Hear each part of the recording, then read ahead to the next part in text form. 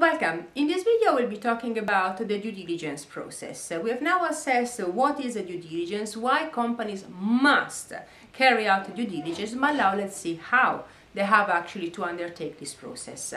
Well, first of all, they will have to put together the due diligence team. It is very important to have the right people in place.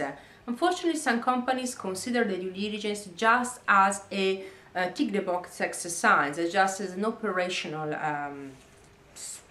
exercise, and basically they tend to choose people that are far too junior and they don't have the required experience to spot potential issues. So basically what they do, they get very junior individuals, they give them a checklist and then they go through the checklist and prepare a report. That's not the right way to do it, and that's because junior people, even though they are very eager, unfortunately don't have the required experience to determine whether there are some potential issues. So what I always suggest to clients is to mix junior individual with very senior, and that's because a senior individual will be in the position to spot problems and to go beyond the checklist. But of course, by getting junior employees, not only the cost will be kept down, but also there will be the possibility to mentor and coach this individual to create basically the great workforce for the future.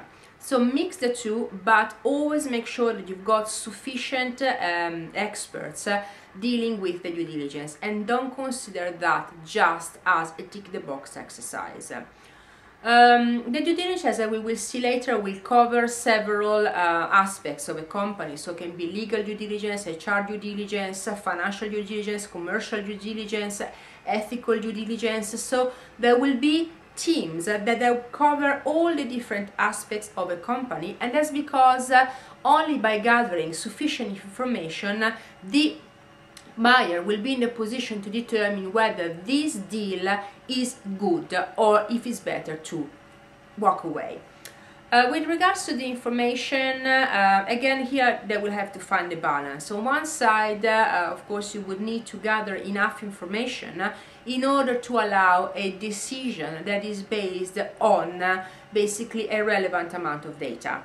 On the other side, because the due diligence can be extremely costly, there is no need to be nitpicking and going through a process that can take months and months. Also because deals move very quickly, so it is not unusual actually to gather information in the space of a few days or, for example, a week. Gathering information, for example, 2 or 3 months can be detrimental for the deal, because it could be that other competitors will be in a position to put in an offer earlier, or also the conditions of the target may change. So again, it's always finding a balance.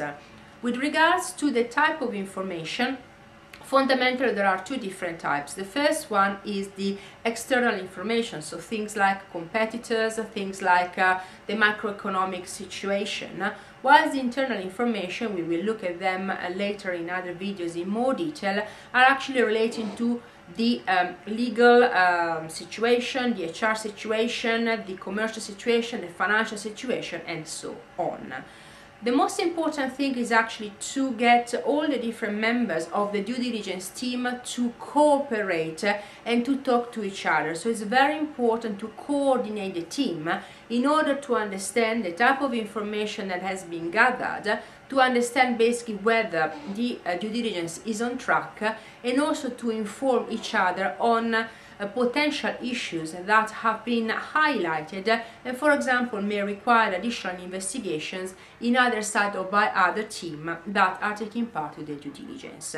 So as we can see, the process is very straightforward, but it doesn't have to be downplayed. You need people that do have experience in the different areas and that have been taking part in due diligence on an ongoing basis to spot potential issues and also to shortcut sometimes the processes. For example, there is not a requirement to spend too much time looking for some specific information. At the end of the information gathering, the various team that took part of the due diligence will prepare a report, usually is under a SWOT analysis, and they actually will explain what are the strengths, what are the weaknesses, the opportunities and the threats. It will then be for the executive team to decide whether it's suitable or is convenient to go ahead, or after the best choice will be to walk away. Thank you so much for watching.